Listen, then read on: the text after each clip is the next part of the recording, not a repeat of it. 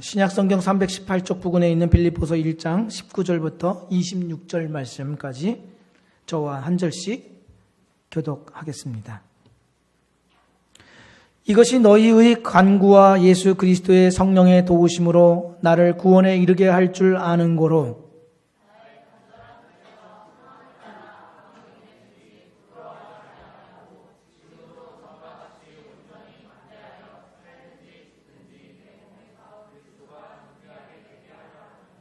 이는 내게 사는 것이 그리스도니 죽는 것도 유익함이라.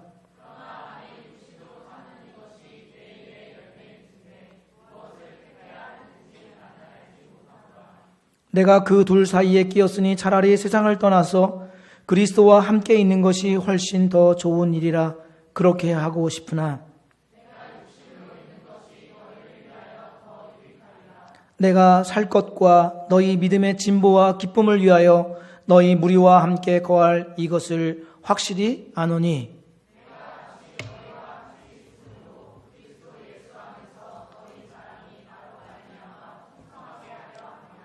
아멘.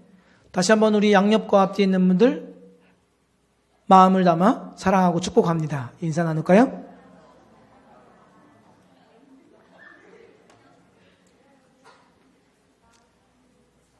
네, 위에 있는 분들도 서로 인사를 해주시죠. 위에 있는 분들은 서로 인사를 안 해. 친하지 않아가지고. 애정남, 애매모호하는 것을 정해주는 남자 들어보셨죠? 생활 중에 명확한 것보다는 불투명한 것들이 더욱 많습니다. 뚜렷한 기준이 없어서 이럴 때는 어떻게 하면 좋을까? 기준이라도 있으면 좋겠는데 라고 할 때 애정남이 나타나서 딱 기준을 제시해 주죠. 아마 그 프로그램이 진행됐을 때 거기에서 많은 도움을 얻은 분들이 있을 겁니다. 언제 축의금을 5만 원 내야 할지 10만 원 내야 할지 어떤 친구가 진짜 친구인지 뭐 연애는 어느 건지 이런 것들을 이제 들어보셨을 겁니다. 신앙생활 할 때도 명확하지 않는 것들이 있습니다. 그래서 누가 좀 정해줬으면 좋겠다 이렇게 생각하는 부분들이 있죠. 가령 11조 헌금 대충 압니다. 10의 1이니까 11조다 이렇게 얘기를 하는데 감사헌금은 얼마 내야 되나? 절기헌금은 얼마 내야 되나? 물론 헌금을 내는 분들의 고민입니다. 안 내면 고민이 안 돼요. 감사헌금은 어느 정도 내야지 적당하지? 절기헌금, 뭐 성탄절이라든지 뭐 부활절이라든지 이럴 때 얼마 내야지 조금 적당한가? 목사님한테 물어봤더니 힘껏 내야 되고 정성껏 내야 된다. 그것도 애매모호해요. 성에 차지 않아요. 그렇죠? 그럴 때 누가 딱 정해줬으면 좋겠어요. 그런 생각 안 듭니까? 네, 전혀 안 듭니다. 네.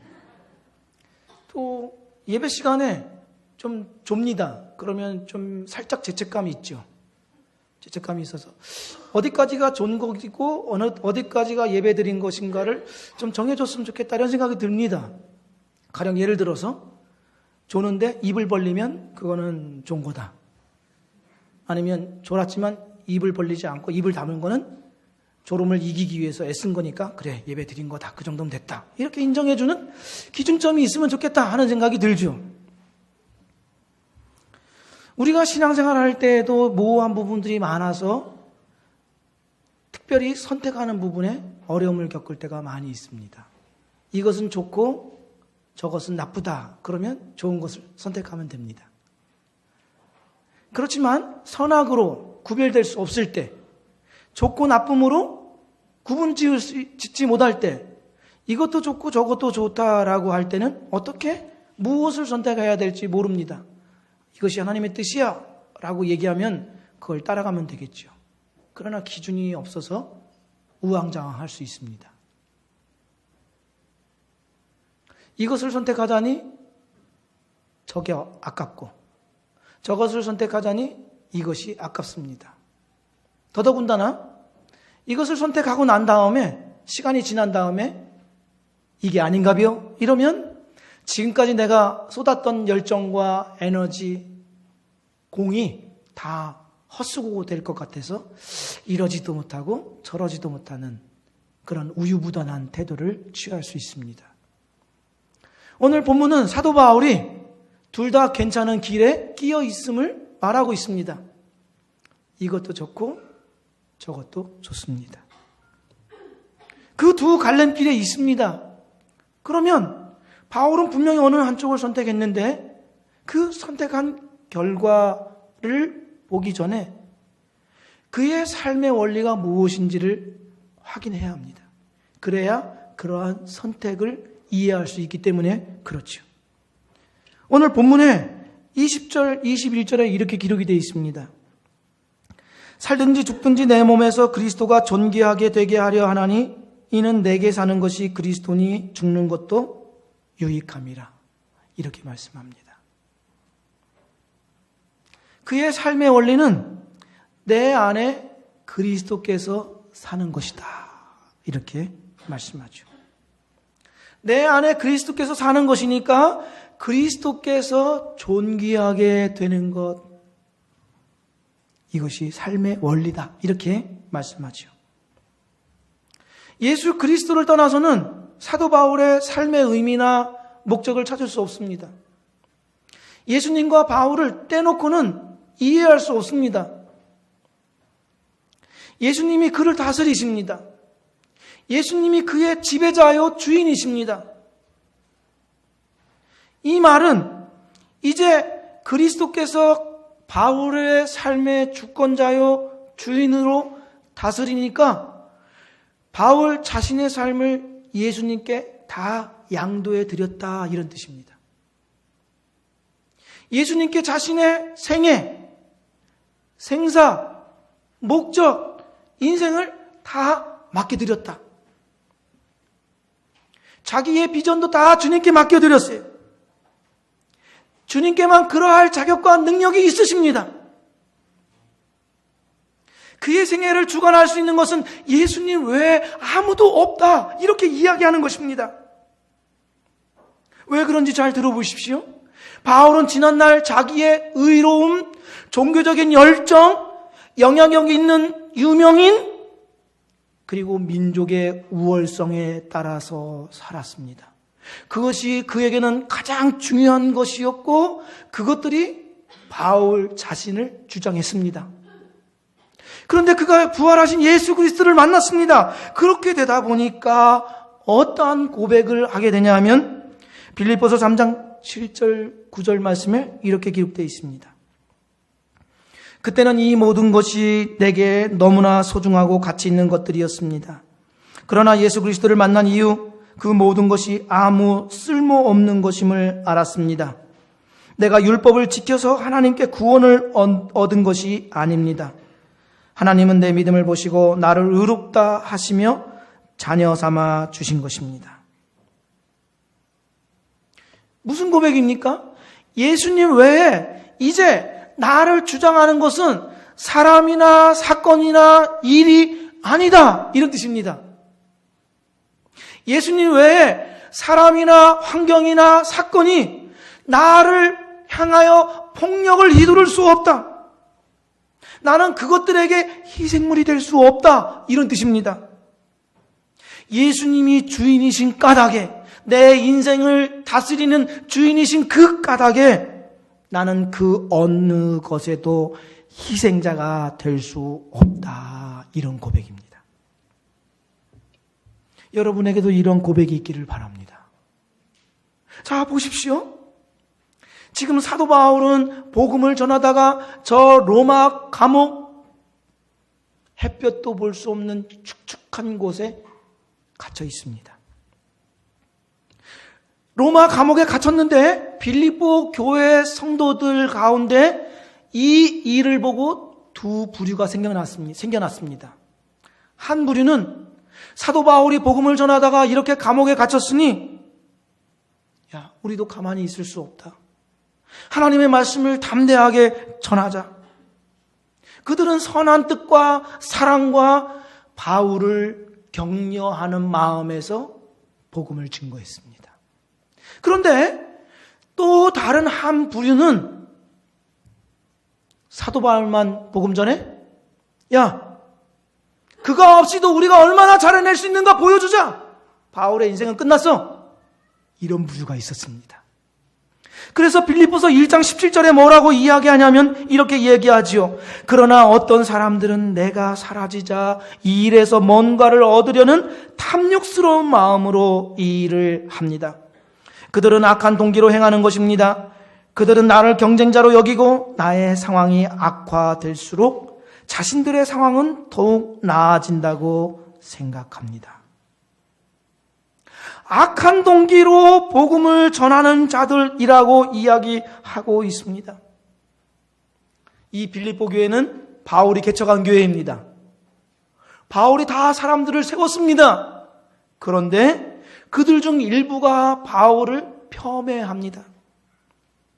우리 같으면 이런 사람들에 대해서 뭐라고 이야기할까요? 죽여? 라고 할 수도 있겠죠.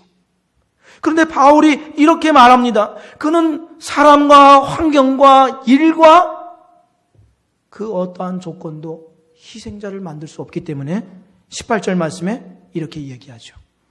화면을 보시고 같이 읽겠습니다. 그렇지만 어떻습니까? 거짓된 마음으로 하든지 참된 마음으로 하든지 어떤 식으로 하든지 결국 그리스도가 전해지는 것입니다. 나는 그것을 기뻐합니다. 앞으로도 또한 기뻐할 것입니다. 바울은 이렇게 말하는 거예요. 그들은 나를 괴롭게 하려고 복음 증거하는 일에 열심을 내지만 나는 괜찮다. 그들의 동기가 순수하지 못하지만 어쨌든 예수 그리스도가 증거되니 그렇다면 나는 좋다. 나는 이 일에도 하나님께서 이 모든 일들을 주관하시는 것을 나는 믿고 있다. 그러니 나에게도 좋은 이 일을 나는 계속 기뻐할 것이다. 라고 말하는 것입니다. 악한 동기를 갖고 있는 그 사람들이나 아니면 자기의 원치 아니하는 사건이나 바램과는 전혀 다른 일들이 벌어지는 그 앞에 사도 바울은 희생제물이 될 수 없다고 이야기하죠. 사람이나 환경이나 일이 그를 희생자로 만들려고 할 때 그는 단호히 거부합니다. 그럴 수 없다라고 거부하죠. 오히려 더 나아가서 그의 눈이 아니라 그리스도의 눈으로 사람과 환경과 사건과 일을 해석합니다. 이유가 무엇일까요? 그의 삶이 예수 그리스도께 양도되었기 때문에, 맡겨졌기 때문에 내 안에 그리스도께서 사는 것, 이것이 그의 삶의 원리이기 때문에 그렇습니다. 주님이 그와 세상을 다스리십니다. 주님은 모르시지 않습니다. 주님이 주관하십니다. 주님은 선하십니다. 사람이나 사건이나 환경이 그를 다스리는 것이 아니라 주님이 그를 다스리십니다. 거부하는 것이죠. 나는 장애인이 된 것이 자랑스럽습니다. 이런 놀랄만한 고백을 하는 사람이 있어요. 슈퍼보이, 일명 슈퍼보이 이승복 형제. 이러면서 같이 사진 찍었다는 걸 또 자랑하면서 그리스도를 자랑하는 게 아니라 옆에는 이상 누구? 슈퍼보이 이승복 형제. 체조 선수였죠. 그러나 훈련 도중에 그가 사고를 당해서 사지마비가 됩니다. 그러나 그 사지마비된 형제가 그 어려운 과정을 극복하고 세계 최고의 병원 존 홉스킨 병원의 재활의학 주치의가 됩니다. 미국에 이러한 장애를 갖고 의사 활동을 하는 사람이 거의 없습니다. 이승복 형제. 그런데 그가 자기의 삶을 통해서 여러 절망 가운데 있는 사람들을 위로하고 돕고 더 나아가서 희망의 메신저가 됩니다.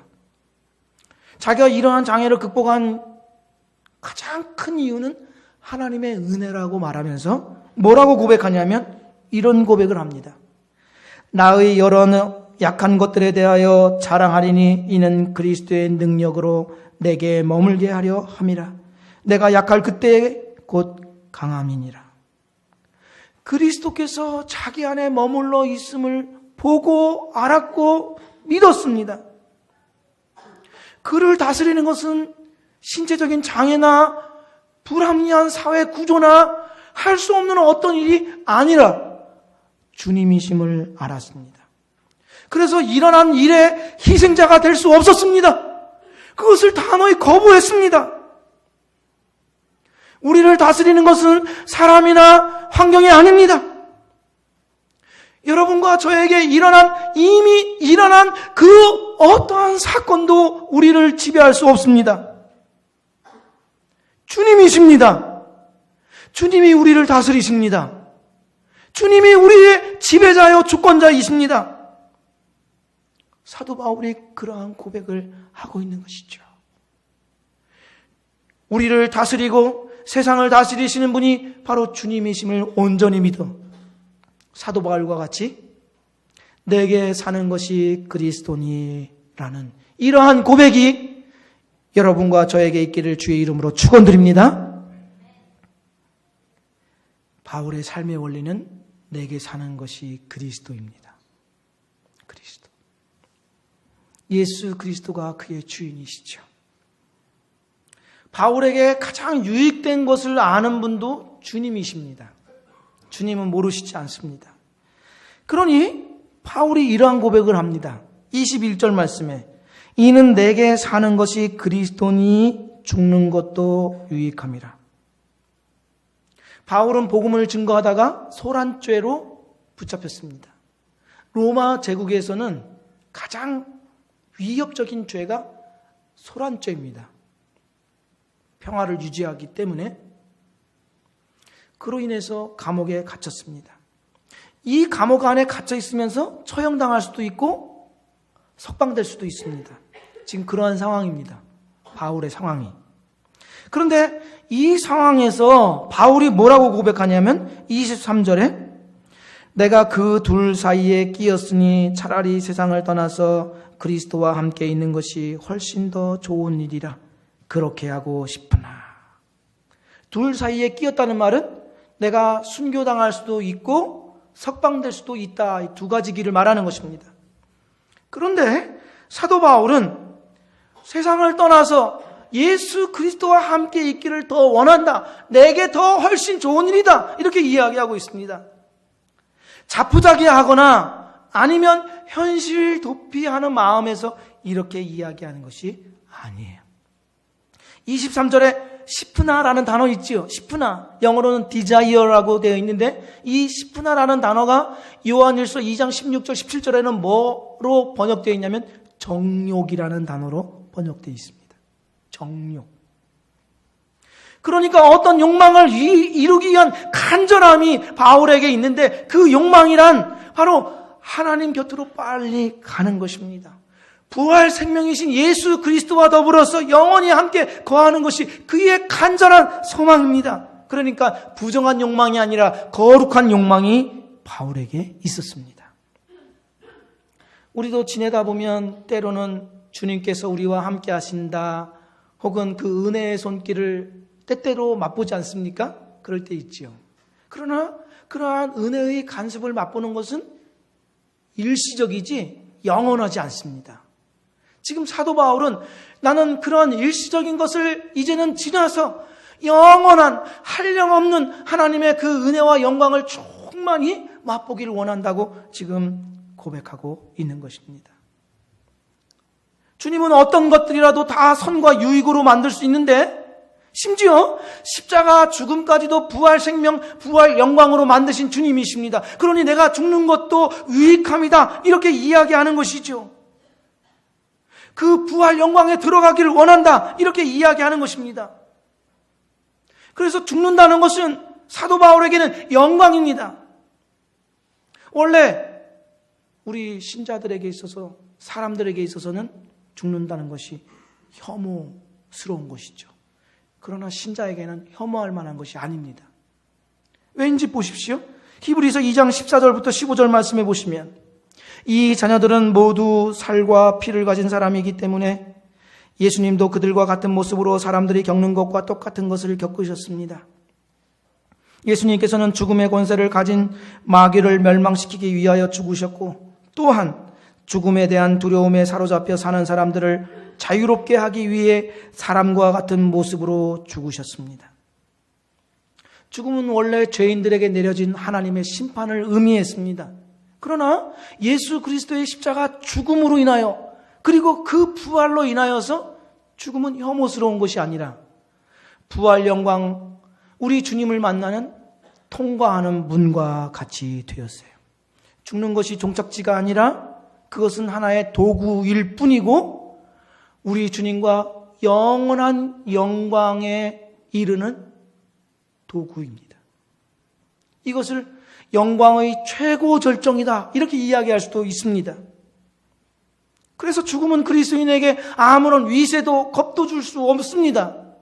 그래서 우리가 알고 있는 독일인이지만 푸른 눈을 가진 조선인이라고 불러졌던 서서평 선교사님, 그렇게 유언으로 남기죠. 천국에서 만납시다. 이렇게 인사할 수 있는 것입니다. C.S. 루이스도 신자들에게는 영원한 굿바이가 없다 이렇게 얘기하죠. 왜죠? 최고 영광의 절정인 주님 영광 속에서 서로 만나게 될 것이니까. 지금은 사도 바울이 그러한 마음을 갖고 있습니다. 그는 다메섹 도상에서 부활의 주님을 만났습니다. 부활의 주님을 만났죠. 영광스러운 그 사역의 동기와 이유가 되었죠. 그는 삼층천까지도 다녀왔습니다. 삼층천 그러면 천국을 말합니다.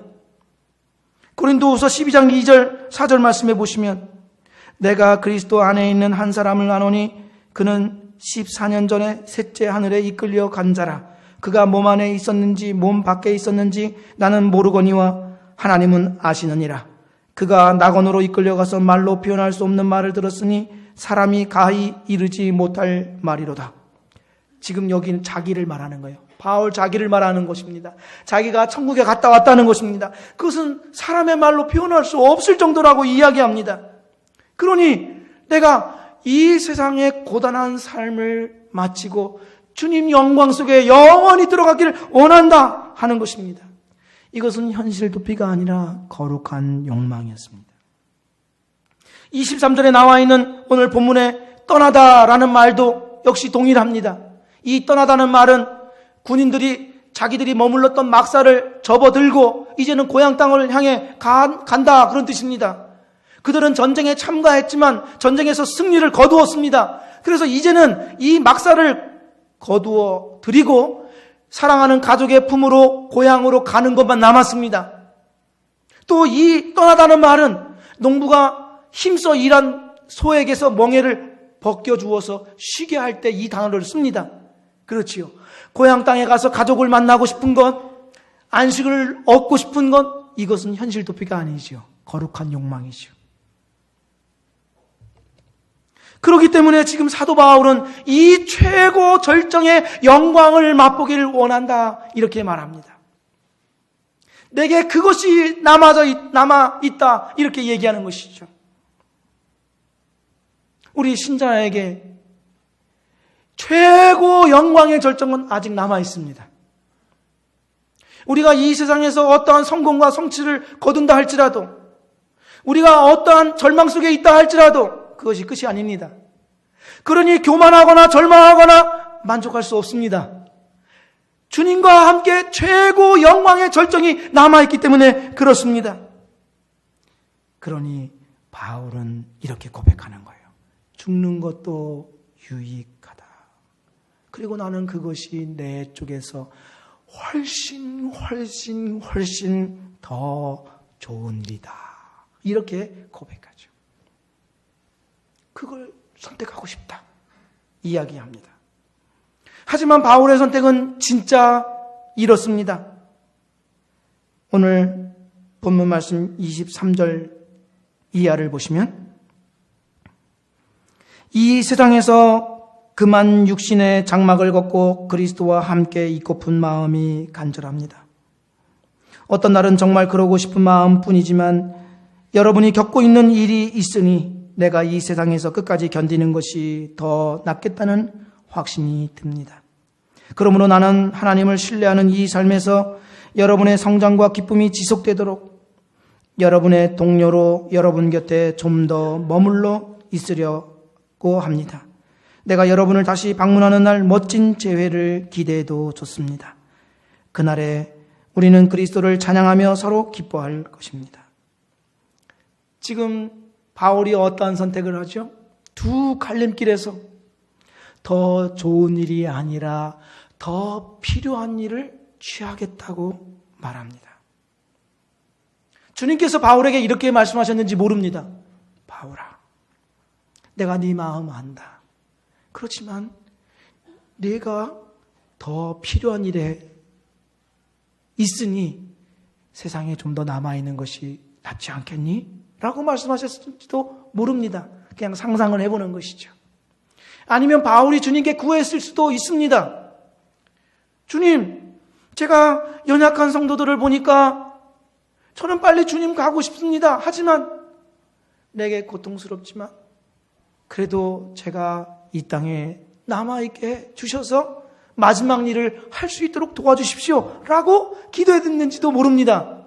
그냥 상상에 의하자면. 그러나 어쨌든 바울의 의지는 분명합니다.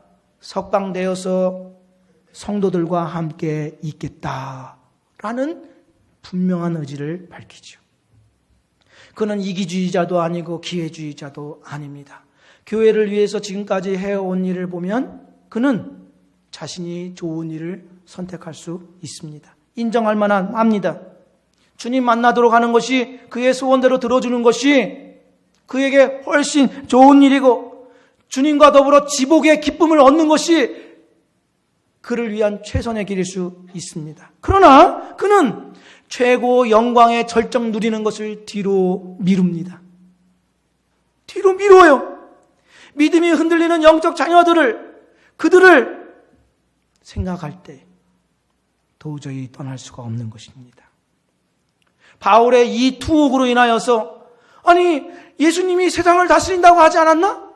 그런데 그 예수님이 세상을 다스리는데 어떻게 바울이 감옥 안에 갇혀? 로마의 가이사 황제가 이 세상을 다스리는 건 아니야? 라고 그리스도의 주재권에 대해서 회의를 갖고 믿음이 흔들리는 성도들이 있었습니다. 그래서 바울은 그들을 더 견고하게 세워야 할 필요가 있었죠. 그들에게 영적인 패배의식을 극복할 수 있도록 도와주어야만 했던 것입니다. 하지만 바울 주변에는 안쓰러운 신자들만 있는 것이 아니죠. 그렇지요. 약하면서 악한 신자들이 있습니다. 서로에게 물어보십시오. 너야? 약하면서 악한 신자들이 있습니다. 바울을 순순히 따라오는 신자들도 있지만 반항하고 대적하고 따라오지 않으려고 하는 그러한 사람들도 있습니다. 짜증나게 하는 사람들도 있어요. 짜증나게 하는 사람들.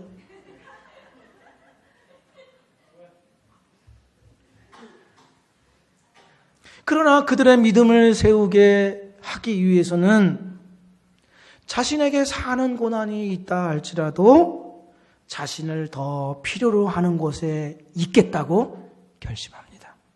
여러분 결심하십시오. 신자에게는 사는 것이 더 큰 고난일 수 있습니다. 그렇죠. 살아가는 동안 숱한 장애물과 고통의 터널들을 지나가야만 합니다. 그러나 우리가 이 세상에 남아있다는 것은 하나님께서 필요한 곳에 있으라고 우리를 남겨주신 겁니다. 아멘입니까? 그러면서 우리는 어떤 식으로든 다른 사람과 얽히고 설킨 관계 속에 살아가게 됩니다. 그 속에서 우리는 신자의 삶을 살아야 합니다. 그것이 우리에게 더 필요한 자리입니다. 최근 들어서 저는 이런 얘기들을 많이 듣게 됐습니다. 방송이나 책이나 강의에서 결혼한 여성에게 여자로 살라. 혹시 이런 얘기 들어보셨습니까? 결혼한 남성에게 남자로 살라. 이런 얘기를 합니다. 멋있는 말 같지만 굉장히 위험합니다. 결혼한 여성은 아내와 어머니로 살아야 합니다. 이것은 여성성이나 남성성을 부정하는 말이 아닙니다.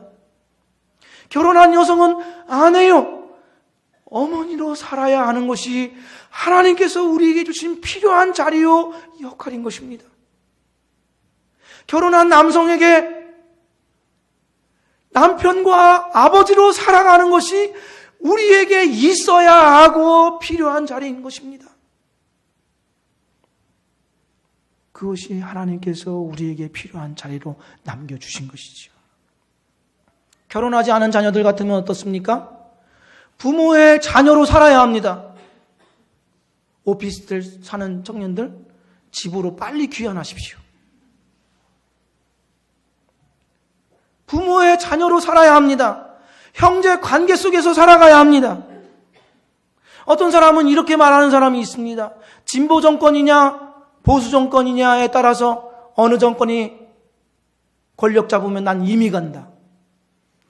예수 믿지 않는 사람이라면 그럴 수 있습니다. 그러나 내게 사는 것이 그리스도니라고 하는 고백의 삶을 사는 신자에게는 올바르지 않습니다. 그 시대의 짐을 짊어져야 합니다. 그 시대가 요구하는 십자가를 짊어지어야만 합니다. 우리가 이 나라와 이 세대에 있기 때문에 겪어야 할 아픔과 고통이 있습니다. 온갖 그럴듯한 이유를 다 끌어다가 변명하고 피해서는 안 되는 것입니다.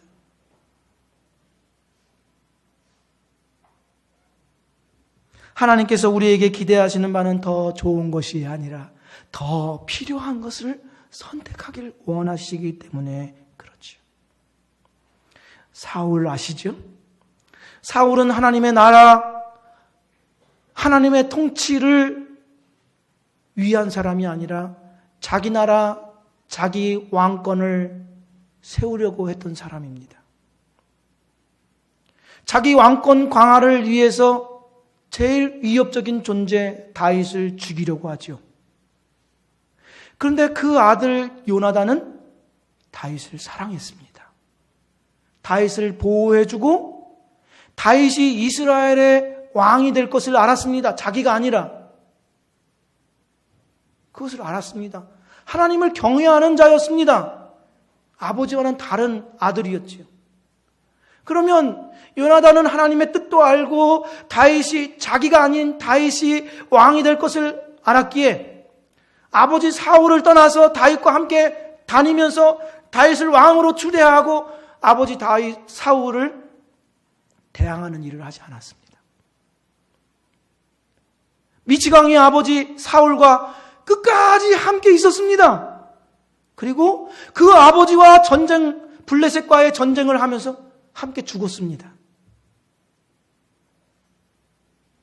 무시무시한가요? 그 아버지와 함께 죽었습니다. 우리도 그렇게 할 수 있습니다. 이유가 무엇이요?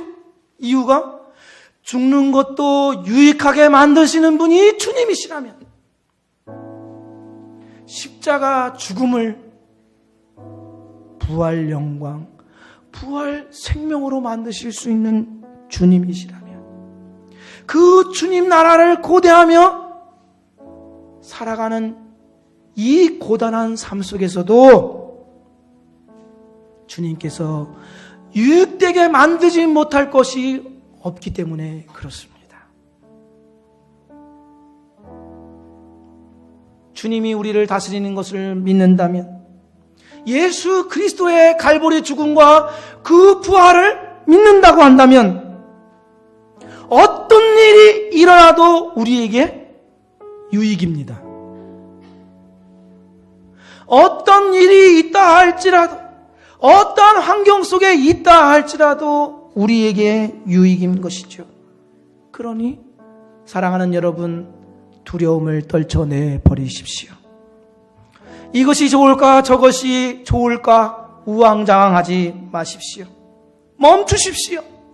더 좋은 것, 더 행복한 것이 아니라 고난이 있다 할지라도, 어렵다 할지라도 내가 필요로 하는 그곳에 가십시오.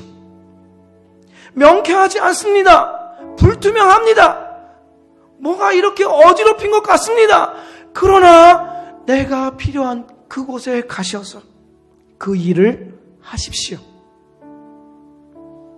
주님이 이 땅에 있게 해 주실 때까지 필요로 하는 곳에 내가 있어 사람을 세우고 성도로서 살고 하나님의 아들, 딸로서 영광스러운 삶을 살도록 다짐하는 여러분과 제가 되기를 주의 이름으로 축복드립니다.